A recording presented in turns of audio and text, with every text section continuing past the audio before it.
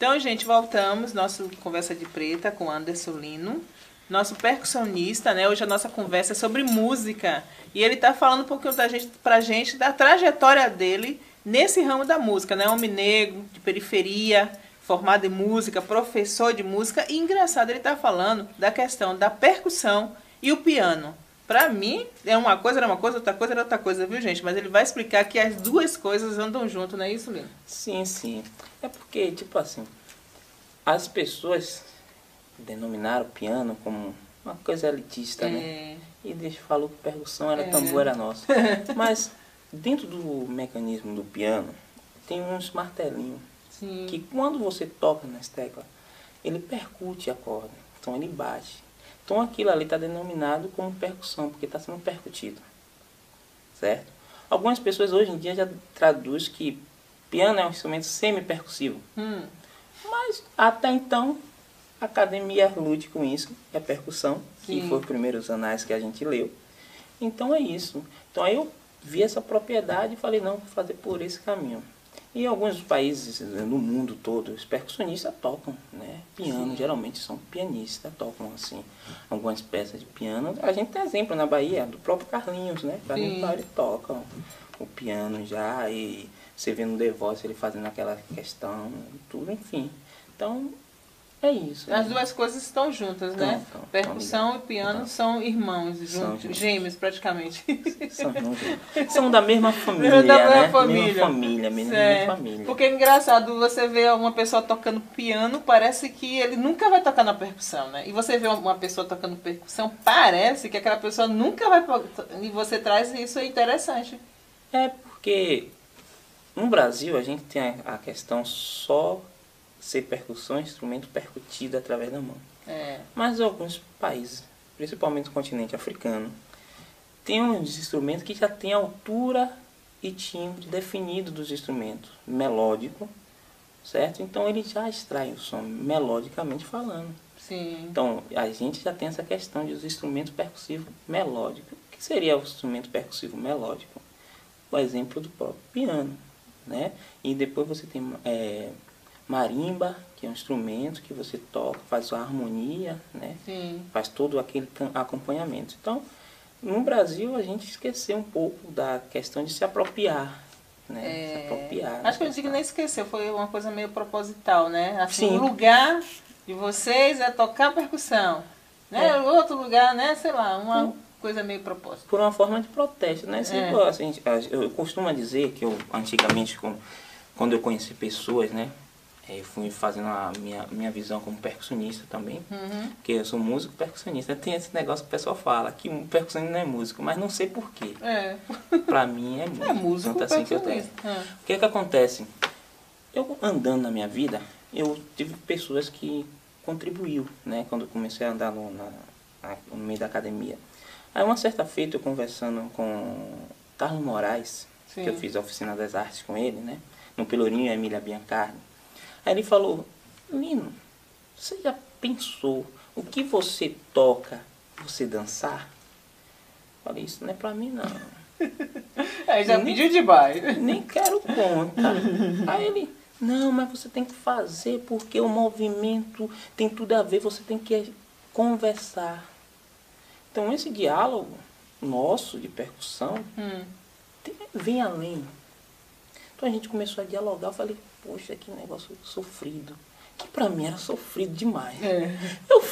Aí eu ficava, não, você tem que fazer essa posição, essa. Eu falava, meu Deus, não vou pra isso não. Aí fiquei um tempo sem ir, né? Me afastei um pouquinho. Aí Emília, menino, você já viu que... Aí me mostraram alguns vídeos, né? Dos africanos tocando e cantando, e dançando. Eu falei, realmente eu tô ficando atrasado. Mas eles já faziam isso no passado, então eu não sabia onde é que eu estava. Então, até então, eu não sabia onde é que eu estava. Aí depois eu falei, não, eu tenho que fazer isso também. Aí foi onde eu comecei a transitar, dialogar com a dança. Com a percussão, com o piano, com os instrumentos melódicos, como flauta doce. Eu vi que uma coisa trabalha com outra. Se for ver aqui no Brasil, quando começou o Undu, né?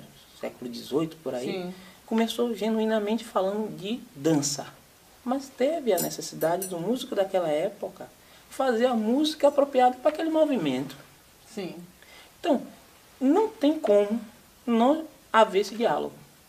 Né? Então aí eu comecei a falar, rapaz, aí quando você começa a perceber o movimento, você começa a conduzir até a forma de música.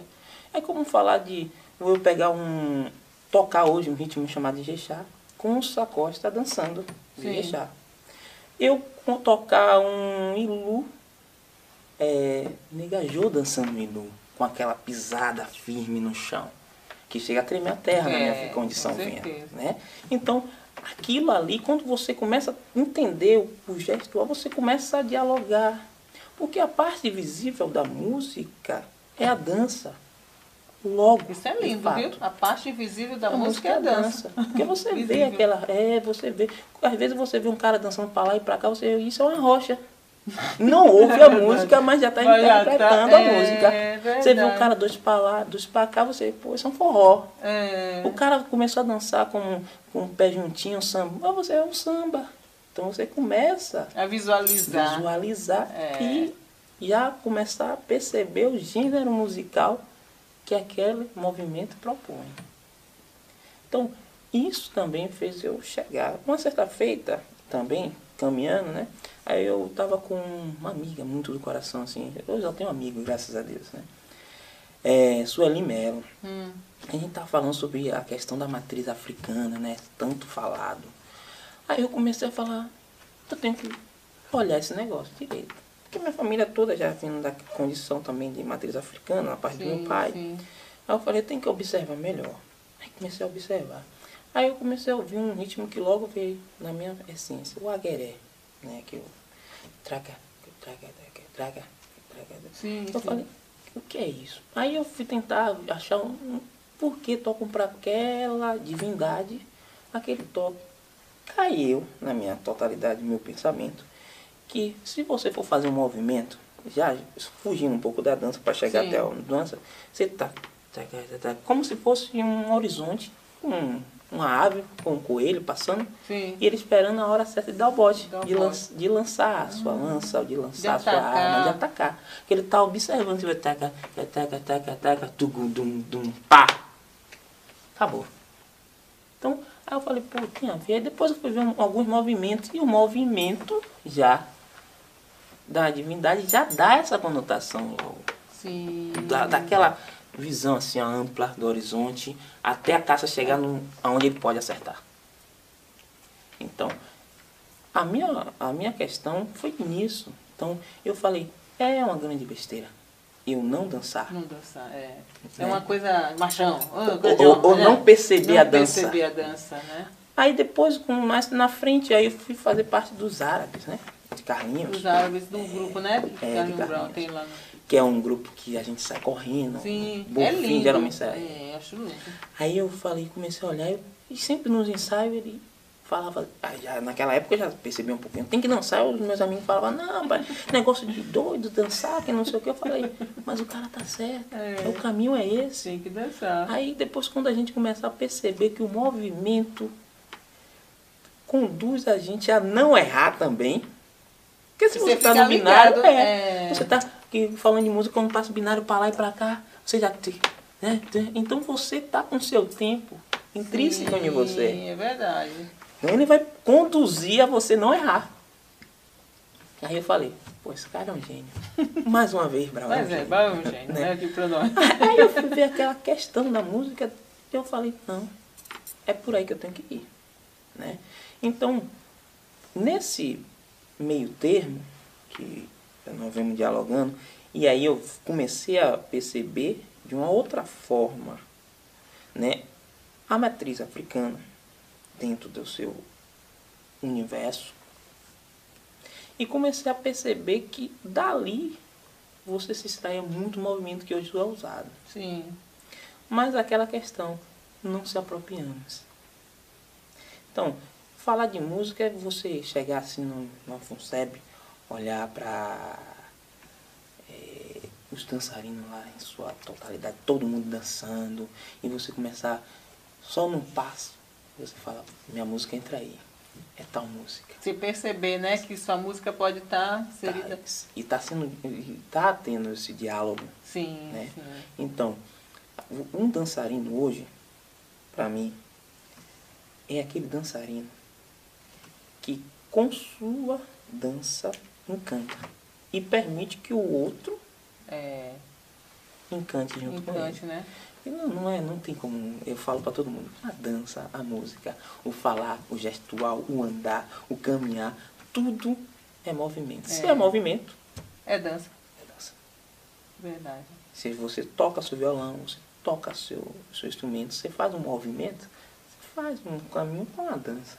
Isso é muito interessante. Mas, Lino, vamos parar mais um pouquinho, né? Porque a conversa de dança, gente, é muito lindo, né? E essa coisa da dança com a música nesse casamento, perfeito, né? Perfeito. E eu tô aprendendo muito com ele aqui hoje, viu? Espera aí que tem mais. Daqui a pouquinho a gente volta.